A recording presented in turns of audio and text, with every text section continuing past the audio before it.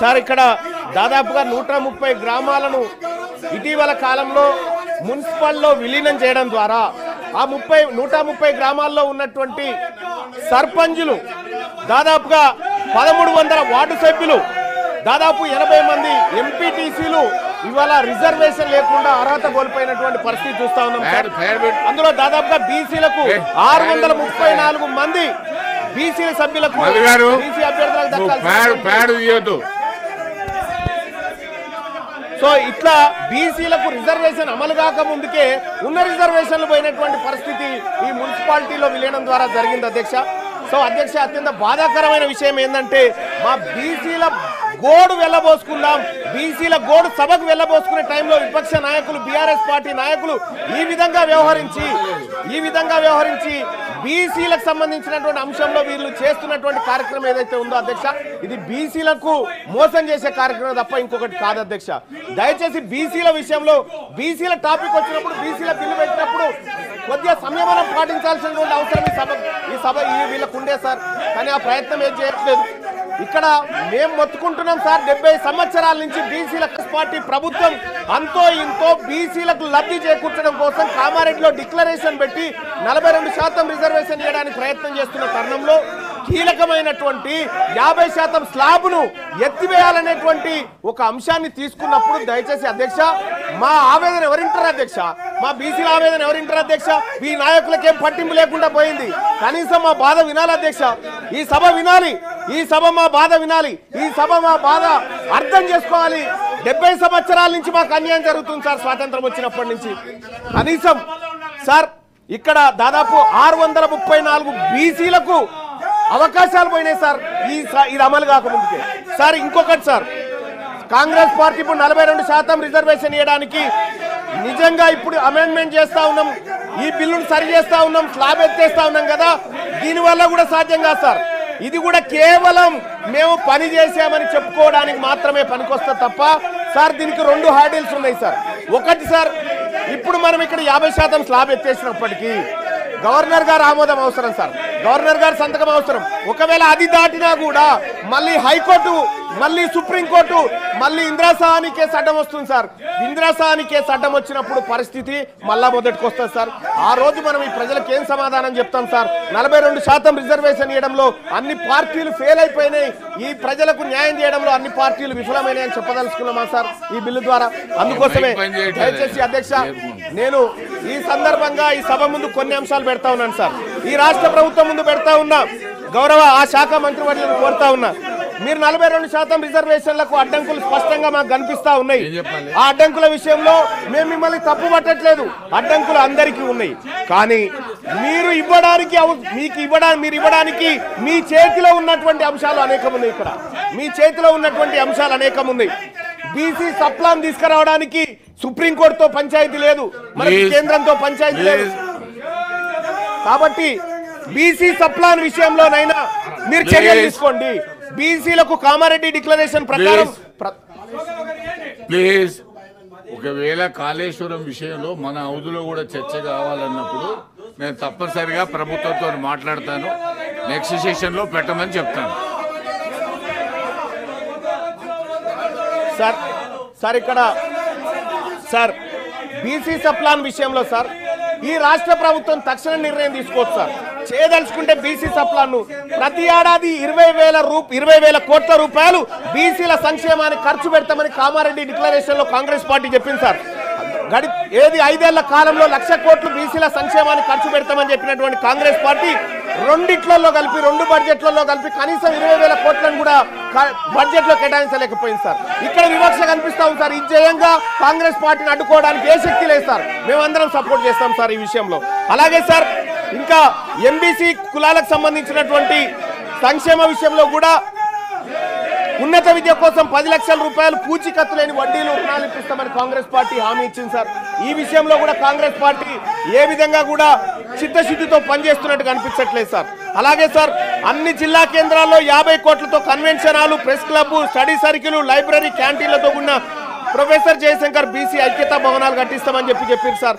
అక్కడ కూడా సార్ వీటిలో ఎక్కడ కూడా ముందడుగు పడలేదు సార్. ఎక్కడైతే హార్డీలు ఉందో అక్కడ పైన ఫోకస్ చేస్తూ ఉంది రాష్ట్ర ప్రభుత్వం. కానీ చేయాల్సిన పనుల విషయంలో మాత్రం కొంత నిర్లక్ష్యంగా ఉండడం బాధాకరమైనటువంటి అంశం సార్. సార్ ఇంకొకటి సార్, 3 లక్షల కంటే తక్కువ వార్షిక ఆదాయం గల బీసీ కుటుంబాల యువతకు ర్యాంకుతో సంబంధం లేకుండా మొత్తం ఫీజు రియంబర్స్మెంట్ ఇస్తున్నారు సార్. ఇవాళ ఫీజు రియంబర్స్మెంట్ బకాయిలు విపరీతంగా అక్కడ పడి ఉన్నాయి సార్. ఆ ఫీజు రియంబర్స్మెంట్ బకాయిలు ఇస్తే తప్ప బీసీలు టీసీలు కానీ లేకపోతే వాళ్ళ సర్టిఫికెట్లు కాలేజ్ యాజమాన్యాలు ఇవ్వలేని పరిస్థితి ఉంది సార్. అందుకోసమే ఫీజు రియంబర్స్మెంట్ లో మీరు చేయాల్సిన కార్యక్రమాలు ఉన్నాయి, అవి చేయండి. అలాగే చేతి వృత్తులకు సాయం చేస్తామని కాంగ్రెస్ పార్టీ ఆ రోజు కామారెడ్డి డిక్లరేషన్ లో అవకాశం కల్పించింది సార్, మెన్షన్ కూడా చేసింది. వృత్తి బజార్ పేరుతో ప్రతి మండలంలో 50 దుకాణాలు షాపింగ్ కాంప్లెక్స్ ఏర్పాటు చేసి మంగలి, వడ్రంగి, చాకలి, కుమ్మరి, స్వర్ణకారుల వంటి చేతి వృత్తుల వారికి ఉచితంగా షాపు స్థలాలు అందజేస్తామని చెప్పారు సార్. గడిచిన 2 సంవత్సరాలలో ఇప్పటి వరకు ఒక్క షాపు కానీ దయచేసి శ్రవణన్న మీ స్వర్ణకారుల గురించి మాట్లాడుతున్నా, దయచేసి మీరు ఓపికగా ఉండాలా. బీసీ కార్పొరేషన్లు ఫెడరేషన్ల కింద నమోదైన ప్రతి సొసైటీకి ఎన్నికల నిర్వహణ 10 లక్షల ఆర్థిక సాయం అని చెప్పారు సార్. ఇప్పటి వరకు చేయలేదు. నేను అడుగుతా ఉన్నా, గౌరవ మంత్రివర్యులను అడుగుతా ఉన్నా, మీరు అమలు చేయడానికి మీరు ఇవ్వడానికి సిద్ధంగా ఉన్న అంశాలు అనేకం ఉన్నాయి ఇక్కడ. వీటిని చిత్తశుద్ధితో అమలు చేయండి.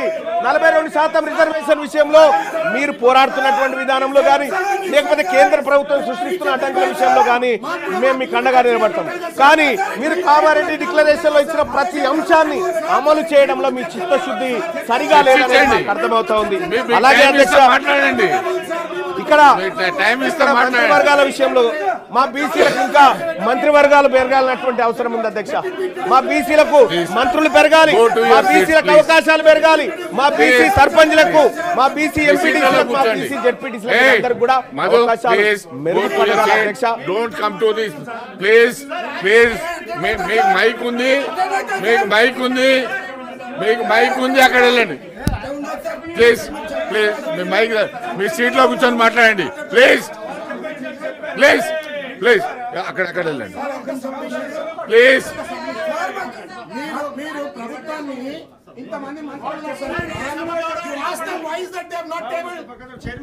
చాలా విషయాల్లో అసెంబ్లీలో వచ్చే విషయాలు ఇక్కడ రావు, ఇక్కడ వచ్చే no. Please please please please please please Madhu, please go and sit there, go to your seat please. మీ సీట్లలో వెళ్ళండి ప్లీజ్ ప్లీజ్. బీసీ బిల్ మీద మాట్లాడండి, అవకాశం ఇస్తాను please please. Complete your thank you sir. Sir ఇవాళ ఈ రాష్ట్ర ప్రభుత్వం తీసుకొస్తున్నటువంటి సవరణ ద్వారా అధ్యక్ష, గతంలో కేసీఆర్ ప్రభుత్వం తీసుకొచ్చినటువంటి ఈ 50% ఏదైతే 34% చేయాలన్న వాళ్ళ ప్రయత్నాన్ని అడ్డుకున్నారు సార్ ఆ రోజు హైకోర్టులో. ఇప్పుడు మళ్ళొక్కసారి అడ్డుకోరన్న గ్యారంటీ ఏమైనా ఉందా? ఈసారి చేసేటువంటి అమెండ్మెంట్ కూడా ఖచ్చితంగా అడ్డుకుంటారు వాళ్ళు. అడ్డుకున్నప్పుడు మేము ఎవరి మొహం చూడాలి? మా బీసీలు ఎటువైపు చూడాలి సార్? అప్పుడు మాకు ఎట్టి పరిస్థితిలో ఇది ముందుకు పోతదనేటువంటి ఆలోచన లేదు. మీ కళ్ళ ముందున్నటువంటి అన్ని అంశాల్లో బీసీ డిక్లరేషన్ ని ఉన్నది ఉన్నట్టుగా ఈ 42% మీరు సాధ్యమైనంత వరకు మీ ప్రయత్నం చేస్తూనే మిగతా అంశాల మీద ఫోకస్ పెట్టాల్సిందిగా ఈ రాష్ట్ర ప్రభుత్వాన్ని కోరుతా ఉన్నాం సార్. అలాగే ఇదే బీసీలకు సంబంధించినటువంటి విషయంలో ముదిరాజులను అధ్యక్ష, ఇదే కామారెడ్డి డిక్లరేషన్ లో మా ముదిరాజ్ సోదరులను జీఓఎంఎస్ నెంబర్ 19/2/2009 పునరుద్ధరణ చేస్తామని చెప్పి కాంగ్రెస్ పార్టీ హామీ ఇచ్చింది అధ్యక్ష. ఇందులో బీసీడీలో ఉన్నటువంటి ఈ తెలంగాణ రాష్ట్రంలో అత్యధిక జనాభా కలిగినటువంటి ఈ బీసీ బిడ్డలను, ఈ ముదిరాజ్ బిడ్డలను బీసీడీ నుంచి బీసీఏలోకి అధ్యక్ష మా ఇంకో అరల నుంచి ఇంకో అరలకు వస్తాంటారు తప్ప వాళ్ళు ఇంకో దాంట్లో పోయి గుంజుకుంటామని చెప్తలేరు అధ్యక్ష. ఈ ఇచ్చిన హామీ ఎందుకు అమలు చేస్తలేరు అధ్యక్ష? ఇది సుప్రీంకోర్టు అడ్డం పడతా ఉందా? దీనికి ఏమైనా పార్లమెంట్ అడ్డం పడతా ఉందా? దీనికి ఏమైనా కోర్టులు అడ్డం పడతా ఉన్నాయా? రాజకీయ పరమైనటువంటి నిర్ణయాన్ని కాంగ్రెస్ పార్టీ తీసుకొని ఇది చేయొచ్చు అధ్యక్ష. ఇది చేయకుండా ఇది అట్లే పెట్టింది. గంగపుత్రుల విషయంలో కూడా ఇదే పరిస్థితి అధ్యక్ష. ఇవాళ గీత కార్మికులకు మనము వైన్ షాపులలో రిజర్వేషన్ అని చెప్పి చెప్తా ఉన్నాం అధ్యక్ష ప్రైవేట్ యూనివర్సిటీలు పెట్టే కాడ మా గీత కార్మిక మా గౌడ సోదరులకు అవకాశాలు కల్పించండి ప్రైవేట్ కాంట్రాక్ట్ల దగ్గర అధ్యక్ష 42% రిజర్వేషన్ కాంట్రాక్ట్లు ఇచ్చే కాడ ఈ బీసీలకు ఇవ్వంగా ఏ చట్టం అడ్డుకునే పరిస్థితి లేదు అధ్యక్ష మీరు వాళ్ళని పైకి తీసుకురావడానికి మీ కళ్ళ ముందు అనేకమైనటువంటి అంశాలు ఉన్నప్పటికీ కూడా ఇది చేయకుండా ఇవాళ కాంగ్రెస్ పార్టీ కేవలం 42% బీసీ రిజర్వేషన్ పేరుతోనే మమ్మల్ని తిప్పడం ద్వారా లాభం ఏముండదు అధ్యక్ష మీరు చేయాల్సిన ప్రయత్నం చేస్తూనే ఇచ్చిన హామీలను నెరవేర్చాల్సినటువంటి అవసరం ఉంది అధ్యక్ష మత్స్యకారుల హక్కులకు సంబంధించి మత్స్య సామాజిక వర్గాల మధ్య పెండింగ్ లో ఉన్న సమస్యలు పరిష్కరించేందుకు త్వరితగతిన ప్రయత్నం చేస్తామన్నారు అధ్యక్ష అదేటిపోయిందో అయితే గొర్రెల స్కీమ్ ను కాంగ్రెస్ పార్టీ ప్రభుత్వం ఏర్పడ్డ తర్వాత 100 రోజుల్లోనే రెండో విడత గొర్రెలు పంపిణీ చేస్తామన్నారు అధ్యక్ష రెండో విడత గొర్రెల పంపిణీ కార్యక్రమం ఎటుపోయిందో కానీ ఇక్కడ మొదటి విడత గొర్రెల పంపిణీ కార్యక్రమంలో దోషులైనటువంటి వాళ్ళని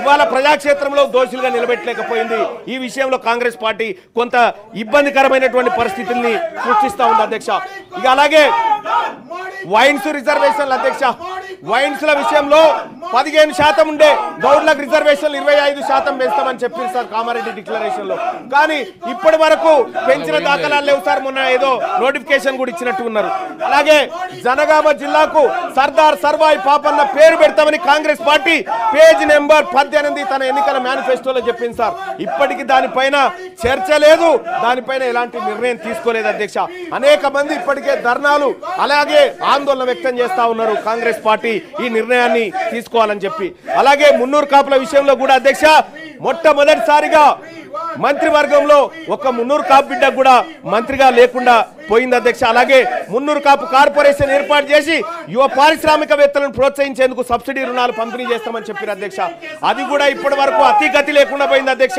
పద్మశాలి బిడ్డలకు జగిత్యాల నారాయణపేట భువనగిరిలో మెగా పవర్ క్లస్టర్లు ఏర్పాటు చేస్తామని చెప్పారు అధ్యక్ష పద్మశాలిలకు పవర్ లూమ్స్ పరికరాల పైన 90% సబ్సిడీ అని చెప్పారు అధ్యక్ష ఎటుపోయినాయి అధ్యక్ష ఈ కామారెడ్డి డిక్లరేషన్